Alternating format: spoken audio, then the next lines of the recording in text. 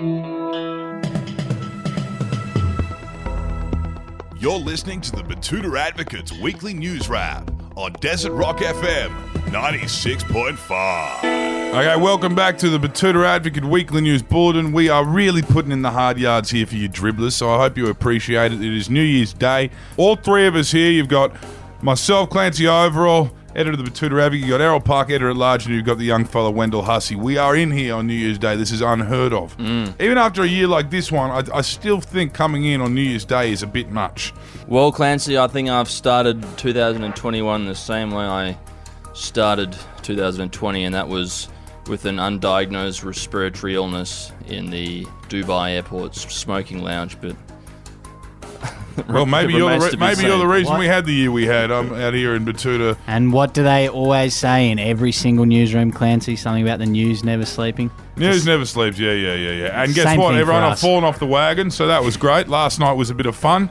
Broke edge, if you will. Made a right cunt of myself down there at the Lord Kidman. It was good stuff. Yeah, you've definitely put a few hard hours on that insulin pump that's still hanging off you, Clancy. Absolutely, mate. I'm looking like Capillary Clinton right now.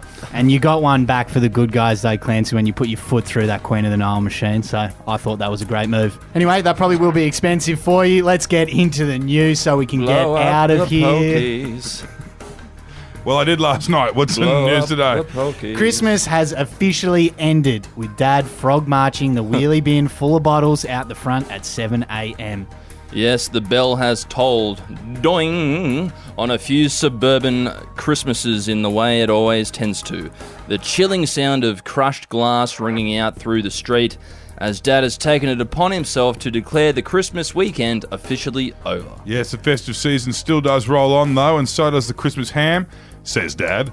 Despite it being a few days old, he's really made a point of carving off increasingly sloppy bits of red meat from the bone and telling everyone that it's good to go. That's almost a bit much for me in the state I'm in. There was a bit of green on the one. Moving on. Yesterday, but Yep, looks like he's about to have the old tube cleaner from his mouth down to his ring, so poor Dad. And he'll have plenty of hairs on his chest too, Errol.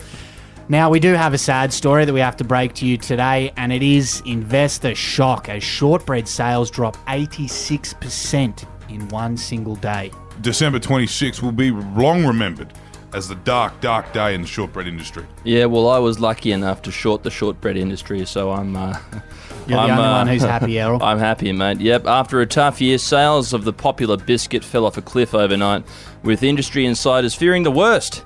Their projections are shot to bits, and no one has any idea when the market will be back up again. Well, I've, for one, called the big short on big shortbread, mate, so... Well, good for you. Hit me up for a loan. But for the sake of all of the factory workers at the Shortbread factory, I hope it does pick up soon. Now, in some more local man news, a local man has felt life return to his body with every single pop of carbon inside his mouth. That's right, a hungover man in a chicken shop spoke to the Advocate this week about trying to kickstart his bruised and broken body. After a pretty hedonistic couple of months, Brenton Williams said a big session the night before had him feeling like he'd been hit by a bus, and then the car following the bus while he lay prone on the ground. But he was beginning to feel human again today after feeling the revitalising cold bubble liquid that was a Bundaberg mango soft drink meander through his mouth and into his soul. Yeah, it sounds almost good enough to cure the coronavirus. Who needs this vaccine? Obviously no one in the Northern Rivers, but moving along. No, they certainly don't need it down there. Very scared of it. And here in town, an uncle with 7 fingertips still wants to buy fireworks, we broke yesterday. Yes, despite several memorable mishaps in the past, which are tactfully not mentioned at family barbecues, Uncle Joe was still keen to speak to his mate who knows the guy who works with a bloke who quietly imports fireworks from the Northern Territory. Yeah, well, you know, I think I drink with Uncle Joe down at the Lord Batuta, and I just always assumed he was in the Yakuza, you know, and he always made a couple of mistakes, and they chopped his fingertips off, but there you go. But I know that Uncle Joe likes to put on a show, and he doesn't have time for these fucking sooks who thinks fireworks are illegal. Yes, but the Sooks did win in the end, as Uncle Joe's mate couldn't get any fireworks this year, and as a result, he's still got all 7 fingertips. Good for Joe. Now we'll finish this bulletin with a timeless story, and that is New Year, New Me, said woman who was buying durries at 2 a.m. this morning.